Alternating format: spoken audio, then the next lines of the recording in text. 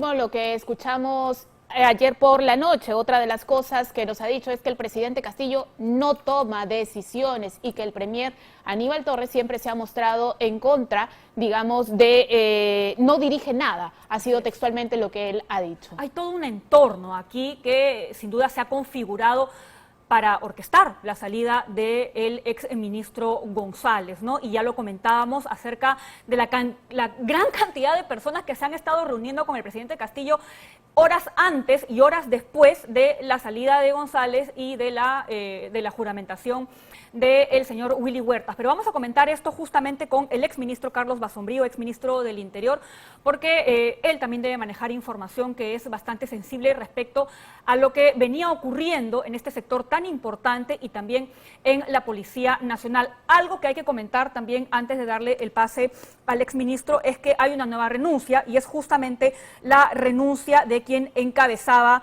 la Dirección de Digimin, Inteligencia. ¿no? Así es. Estamos hablando del señor César, acá tengo el nombre, César Manuel Vallejos Mori, que era director general de inteligencia, y él ha enviado una carta bastante fuerte en la que señala que lo hace por principios éticos, morales y en total respaldo a las intenciones de carácter democrático que había asumido con el exministro Mariano González. Así están las cosas.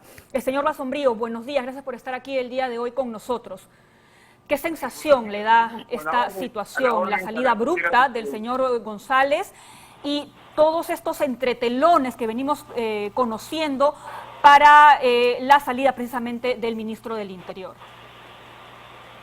Bueno, lo primero que habría que decir es cuando sale el señor Semanche, ya se sabía perfectamente que este era un gobierno corrupto, mafioso, que protegía a los prófugos. Yo supongo que el señor Castillo asumió que eso también estaba claro para el señor Mariano González y que actuaría como sus predecesores. No había necesidad en ese escenario de darle instrucciones precisas y sabía que la complicidad con el presidente para proteger la fuga era uno de los términos de referencia del cargo. El señor González resultó diferente. Todo lo contrario. Y, digamos, aceptando un cargo de alguien tan desgastado como Castillo, decidió asumir en serio lo de la captura de estas personas. Antes de eso también le fue incómodo cuando señaló que los ronderos habían secuestrado a los periodistas, cosa que es un hecho que todos sabemos que es así, pero que el presidente cree que hay que hacer una investigación que por supuesto nunca va a hacer. Mariano González recibió el pedido, y esto es bien importante decirlo, de la Fiscalía de la Nación, del equipo especial que ha formado la Fiscal de la Nación para la investigación de la corrupción en lo más alto del poder, que estuviera el coronel Colchado a cargo del apoyo a esta Dirección de Lucha contra la Corrupción. Eso se trasladó al hecho de que se nombrara al nuevo director de la Digimin, a Vallejos, un oficial muy reconocido en la policía, ya retirado, con una trayectoria impecable, y se formara un equipo, insisto, un equipo de apoyo a la investigación fiscal para la captura y en general para las diligencias que el Ministerio Público requiere de la policía, que era un equipo de total certeza de que iba a ser un equipo profesional y que no iba a estar infectado por el virus de la protección al poder. Eso fue lo que se hizo. El equipo que yo puedo decir que es de lujo, el que se ha formado, Harvey Colchado, más conocido como René, fue el primer director de la DIVIAC que fundamos cuando estábamos en el ministerio, y hubo un trabajo extraordinario de él y su equipo. El coronel Franco Raúl Moreno Panta fue el que denunció los escuadrones de la muerte dentro de su propia institución y se jugó la vida para que fueran capturados. Y los otros oficiales son de primera y creo que garantizaba un equipo que iba a capturar en muy poco tiempo a los prófugos. Ahora, señor Basombrío, si el nuevo ministro Huerta desactiva este equipo especial, ¿sería una suerte de admisión de responsabilidad por parte del gobierno, del presidente Castillo? Bueno, yo creo que la salida del ministro ya es una admisión de responsabilidad de parte del presidente Castillo. O sea, uno no saca a un ministro en 15 días que no ha ocurrido nada relevante en términos que lo desacrediten, sino más bien una serie de medidas que podrían decir que sintonizaban muy bien con lo que la ciudadanía reclamaba: la captura de los presos, la denuncia de los ronderos que habían secuestrado periodistas, etcétera. Yo creo que eso ya se produjo. Yo creo que Castillo, al tomar esta decisión, ya está poniéndose claramente en una posición de encubrimiento y ya no se necesita más. Pero a la pregunta específica, yo no creo que el nuevo ministro vaya a mantener a ese equipo. Bueno, ya renunció a la cabeza del equipo, con lo cual los demás miembros deben estar, no lo pueden hacer los demás miembros de esa manera porque son policías en actividad. Pero en la práctica, al haber renunciado el jefe del equipo, en la práctica ya se está asumiendo que ese equipo ya no va más. Entonces, estamos ante un presidente que ha producido en vísperas de fiestas patrias el peor escándalo que uno haya podido ver en su escandaloso periodo de gobierno. Esto creo yo, y coincido ahí con el exministro Mariano, que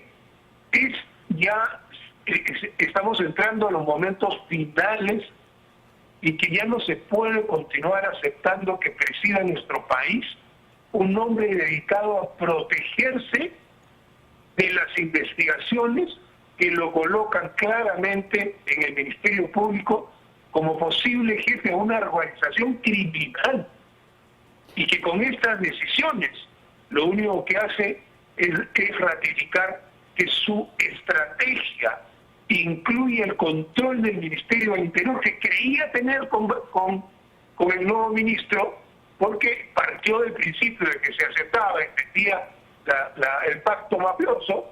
El señor no aceptó el pacto mafioso y ahí están las consecuencias. Nos sacó a los 15 días. El nuevo ministro sabe muy bien lo que, entre comillas, tiene que hacer. Se ratifica el blindaje presidencial frente a los prófugos Bruno Pacheco, el exministro Juan Silva y Fray Vázquez. Hay una protección desde Palacio de Gobierno que no quiere que ellos sean capturados. Digamos, el ministro saliente lo ha dicho claramente que hay un boicot para el trabajo en ese sentido. Me parece que fue evidente durante la gestión del ministro Semblanche, cuando decía que la policía no podía seguir a Silva, solo podía filmar por una cámara que tiene en su casa. ¿Recuerdan esa historia? Bueno, esa historia era una gran mentira, porque si no, jamás se podría capturar a una persona en esas circunstancias. Y el Ministerio Público había pedido expresamente que se hiciera una vigilancia que incluyera que se les reporte todas las reuniones en todos los lugares que esté. ¿Cómo iba a poder entonces hacerse? El ministro Semblanche sí fue cómplice de ese pacto y por eso el presidente entendía que el siguiente iba a saber que ese era el pacto. No se lo puede decir pues verbalmente directamente a usted, protéjame a los prófugos. Pero él creía que eso era un sobreentendido. Cuando se dio cuenta de que no lo eran, lo saca 15 días. Este es el que viene, va a ser el que juró séptimo ministro del Interior. La seguridad ciudadana, como ustedes comprenderán, es la última prioridad del Ministerio del Interior en esto. Claro, en esta situación es difícil establecer algún tipo de estrategia si es que finalmente lo tienen en sus planes, ¿no? No hay una estrategia de lucha contra la delincuencia. Imposible. Si el gobierno vino sin un plan, si ninguno de los primeros ministros lo ha tenido, si se refugiaron en una tonta, efectista declaración de estado de emergencia que no sirvió para nada, como lo dijimos todas las personas que conocemos algo de esto, es imposible, pues ahora el nuevo ministro habrá que ver su hoja de vida, porque yo no creo que sea de las mejores para haber aceptado un cargo. Quien acepta un cargo en estos momentos da cuenta, o que se quede en el gabinete, da cuenta de su nivel moral, da cuenta de la complicidad. Ya no son problemas bueno, yo creo que sí, que se cuadran, no. Acá quienes se quedaron en el gabinete, quienes se quedan en el gabinete son cómplices. Son cómplices de un gobierno que ha demostrado estar profundamente comprometido con la corrupción y su protección. Claro, es lo más grave que yo conozco en la historia política de nuestro país de un gobernante en el activo. Nunca ha ocurrido una cosa así, con todos los problemas que hemos tenido de corrupción en general, pero que un gobernante activamente sea investigado por una organización criminal y él proteja a los prófugos, como se ha mostrado con toda evidencia ahora, nunca había ocurrido. Yo creo que hemos llegado a los límites de todo lo que hemos visto, y si los ciudadanos nos quedamos pasivos, bueno, aceptemos las consecuencias de eso. Claro, lo visto Aceptemos ayer. las graves consecuencias de eso. Y las formas, sobre todo, de... La población cobre conciencia de que esto no puede continuar más. Le decía que lo visto ayer es de un descaro sin antecedentes. El presidente diciéndole a su ministro del Interior, ya no estás más en mi gabinete, por Twitter. ¿Esto significa un punto de inflexión de este gobierno? A ver, es, creo, un paso más hacia el desagüe al cual ya estaban dentro. No, las aguas más profundas del desagüe. Acá la llamada de atención es al Congreso. ¿Cómo puede el Congreso tolerar, o un sector de congresistas que protegen a Castillo, tolerar que eso ocurra? ¿Cómo pueden los partidos de izquierda que se dicen, no, todavía no se sabe bien si realmente es un hombre y no estamos seguros si será culpable o no? Si esto no los convence, es porque son cómplices también. Ya creo que no hay dudas, ¿no? No puede haber dudas después de lo ocurrido ayer. No debieron haber dudas desde mucho antes, pero ya. Lo de ayer ha sido un adicional muy grande. Justamente, señor Basombrío, el congresista Jorge Montoya se ha mandado con un tuit diciendo que él, apenas se instale la nueva mesa directiva, van a presentar una moción de vacancia. Pero claro, esto está condicionado justamente a que haya una mesa directiva de consenso, y esa es otra pelea aparte en el Congreso de la República. Este es otro de los problemas que tenemos ahora. Como el Congreso está muy fraccionado y hay 12 bancadas, más el grupo de los no agrupados, las discusiones para poder establecer la nueva mesa directiva son muy complicadas, y constantemente hay incluso serruchadas de piso, como lo ha pasado a la señora Camones, cuando le sacan un audio, y ayer que le sacan esta irresponsable decisión de que la mesa directiva se atribuya protecciones adicionales en el contexto actual. Bueno, lo que quiero transmitir sobre el Congreso es: armar la mesa directiva es hoy más complicado que ayer, porque es mucho más probable que quien sea elegido o elegida presidente o presidenta del Congreso termine siendo presidenta o presidente de la República. Que quien sea elegido primero o primera vicepresidente lo sea después del Congreso. Como ustedes comprenderán, esto crea un escenario mucho más complejo, en el que, como es normal, las ambiciones, las correlaciones van a seguir ahí. Entonces vamos a tener días de suspenso también a ese respecto. Me inclino a pensar que podrían haber inicialmente hasta 3 listas.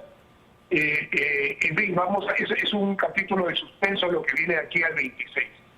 Pero lo importante, creo, es que Castillo ha quedado, como se dice, el famoso dicho, el emperador está desnudo.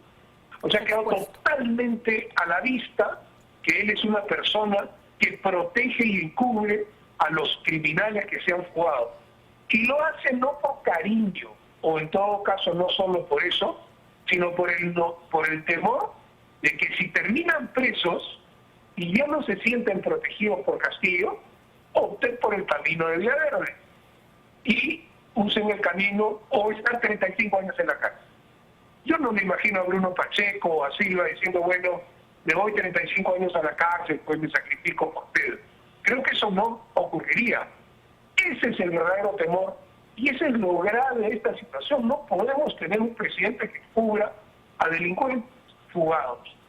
Claro, un temor que se evidencia además con la presencia de sus abogados el día de ayer. Mientras se daba todo este cambio en el gabinete, sus abogados estuvieron en Palacio de Gobierno, lo cual reafirmaría un temor legal del presidente frente a las investigaciones que se están ahorita llevando a cabo, ya que todos los caminos son cada vez más claros y conducen al presidente Pedro Castillo como la cabeza de una organización criminal. Yo me imagino que en el Ministerio Público la decisión de tumbarse al equipo donde está acolchado, que ellos habían pedido se encargue de la dirección de búsqueda en apoyo a ellos, debe ser una corroboración, un elemento de convicción adicional de que están por el camino correcto y de que el presidente lamentablemente ha sido desde el primer día de su mandato, si es que no desde antes, porque hay audio desde antes, una persona que dirigió a una organización criminal para robarle al Estado, para robarle a los más pobres, para robarse el dinero de los impuestos de los ciudadanos. Ahora, señor Basombrí, usted ha mencionado que quienes se queden en el gabinete en estas circunstancias son cómplices. ¿Quiénes lo están decepcionando más? Bueno, me han decepcionado más aquellos que tenían un currículum pasado. La mayoría de los ministros que han llegado con Castillo son advenedizos y llegado a casualidad a la política y le deben todo a Castillo, muchos con gente que amenaza a su esposa, prontuarios, investigaciones. Hubo uno que fue investigado por asesinato y él ocultó las pruebas y por eso no pudo ser condenado. Ese es el nivel general de los ministros, gente que no se les conocía ni en la bodega de la esquina y que llegan allí. Hay 4, 5 que tenían una cierta trayectoria personal, ¿no? Y que aceptan estar en un gabinete donde ocurren las cosas que están ocurriendo. El ministro de Economía, el ministro de Relaciones Exteriores, sí, hay un grupo, la ministra de la Mujer. Pero allá ellos hayan optado por una indignidad absoluta y allá ellos, ese es un problema de ellos. Fíjense un detalle adicional, quien debía haber salido ayer es el ministro de la Producción, me parece, que le han descubierto que tiene contratado a la hija de su hermana. Prohibido por todas las leyes que conocemos. Prohibido, totalmente prohibido. Y encima dijo que no sabía. Que no sabía que había contratado al hijo de su hermana. Ustedes que siguen a través del periodismo la vida pública del Perú de hace años, saben perfectamente que en cualquier gobierno caía ese ministro al día siguiente. Acá no había una palabra, y más bien sacan al ministro que todo parece indicar estaba muy comprometido con capturar a los prófugos, y yo insisto, con el equipo que había formado, los conozco perfectamente, lo mejor que tiene la policía, parte de lo mejor que tiene la policía, hubieran capturado rápidamente a alguno, a todos.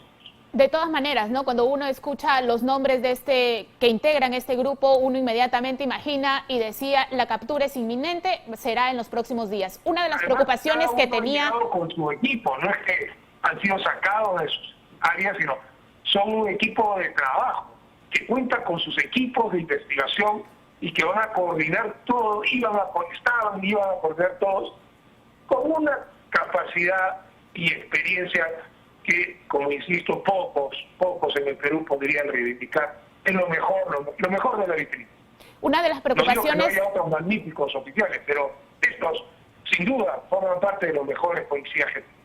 Una de las principales preocupaciones del señor Mariano González, manifestado ayer por la noche en 2022, fue que él quería protección para estas personas. ¿Cómo garantizar esa protección a este equipo policial cuyos nombres han sido revelados justamente para que la ciudadanía tenga garantizada estas capturas? Bueno, es muy difícil que yo pueda decir cómo, porque el Ministerio del Interior, que es el encargado el encargado de asegurar la protección de los ciudadanos de distintas maneras, está a cargo de una persona que evidentemente, más allá de que lo hayan conversado, porque eso no se necesita conversar, es consciente de que forma parte de un pacto mafioso de protección a criminales y no forma parte de un esfuerzo de capturarlos con los mejores policías. Entonces, no sé cómo se puede asegurar aquello, ¿no?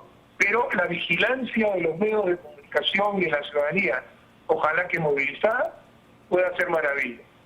Y yo insisto, no miremos esto solo en el televisor. Si no somos capaces de expresarnos como ciudadanos, nos van a tratar como borregos. Eso no lo permitamos. No permitamos que sigan destruyendo nuestro país a la velocidad que vienen haciéndolo y con el descaro con que lo vienen haciendo. Esto no puede continuar.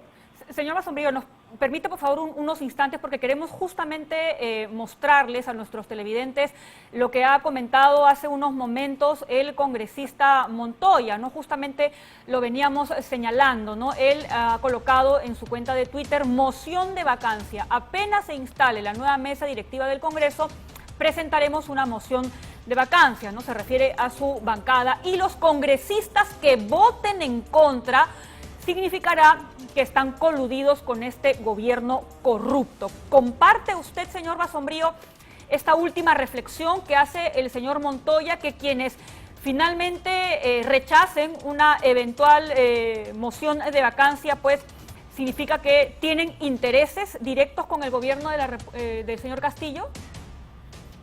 Bueno, sí. Me parece, por ejemplo, hay dos grandes grupos de los que se oponen. Yo calculo que hay 73, 74, hasta 75 congresistas, quizás ahora ya según convencidos de que esto no puede durar. Pero en el resto hay dos sectores. Uno, 5 bancadas de izquierda, ¿no?, que se partieron en pedacitos y que todas siguen respaldando la permanencia de Castillo. Eso de allí, y siempre con el argumento de en realidad todavía no se ha aprobado nada, no está todo claro. Cuando se sepa, allí ya cambiaremos de actitud. Si no han cambiado de actitud ahora, ya nunca la van a cambiar, y es evidente que estarían siendo cómplices de una conducta como la que estamos conversando. Y hay algunos otros que se sabe que tienen vínculos por distintas razones con el presidente. O sea, los más conocidos pues son los 5 niños de Acción Popular, que se constituyen en el número suficiente para impedir que lo bajen a casa. Entonces, si esas personas no cambian de actitud, yo creo también que es cierto que hay una complicidad con lo que está ocurriendo. Claro, digamos, y en este momento, ¿qué rol juega la calle, qué rol juega la población? Porque el Congreso de la República, de hecho, es uno de los caminos que se ha tomado, pero el otro camino del que también se pone en debate es el tema de la participación ciudadana. Mira, la verdad que yo pensé que aquel 5 de abril, ¿recuerdas cuando nos encerraron a todos y todos salimos, o muchísimos salimos, protestando y rebelándonos contra el abuso de poder, haciendo un ejemplo de desobediencia civil al abuso del poder? Era el inicio de un camino de movilizaciones ciudadanas y no lo fue, lamentable. Yo creo que mientras todo quede encerrado en las 4 paredes del Congreso y en las 4 paredes del Palacio de Gobierno, lamentablemente no tenemos garantía de salir de esta crisis, y menos aún de salir en los mejores términos. Creo que la participación ciudadana, pacífica, democrática, masiva, entusiasta, es lo único que nos puede dar una esperanza real de que podemos tener un momento mejor en el país. No va a ser fácil tampoco lo que viene, pero ya no podemos seguir con lo que tenemos. Y solo los ciudadanos con su presencia pacífica, insisto, democrática, insisto, no partidista, insisto, somos los que podemos lograr que esto termine de la mejor manera posible y lo más rápido posible. Claro, porque Fíjense lo terrible que es iniciar estas fiestas patrias, y este es otro elemento a colocar en la discusión. Vamos a tener unas fiestas patrias en las que el presidente va a ir al Congreso en estas condiciones. La que va a presidir el desfile militar. Eso es una vergüenza, es algo indigno que esté ocurriendo esto con el país. Claro, y por el lado del Congreso de la República existen dos caminos, o sea, que la mesa directiva sea asumida por la oposición o que sea asumida por bancadas afines al presidente de la República. Según se reporta, hay un sector de AP cercano a los niños que está impulsando una lista, una candidatura también. Bueno, eso sería un drama adicional y que demuestra esta idea que quiero plantearles. Mientras todo quede encerrado en las cuatro paredes de ambos palacios, el legislativo y el Palacio de Gobierno, se pueden hacer cosas oscuras y los ciudadanos no enterarnos o solo tener el camino de la indignación ciudadana para protestar, sino asumamos nuestra responsabilidad como ciudadanos y digamos, esto es lo que nos merecemos. Y en ese sentido sí creo que es hora de decir basta. Bien, señor Basombrío, le agradecemos muchísimo su participación y yo personalmente me quedo con esto que usted ha mencionado, ¿no? Porque si bien efectivamente un 28 de julio y sería sumamente absurdo, sería una vergüenza y sería una cachetada para el país que el presidente Castillo se pare frente a la ciudadanía a hablar de lucha contra la corrupción y hablar de estabilidad cuando evidentemente no es lo que está sucediendo en este gobierno. Muchísimas gracias. Muy buenos días.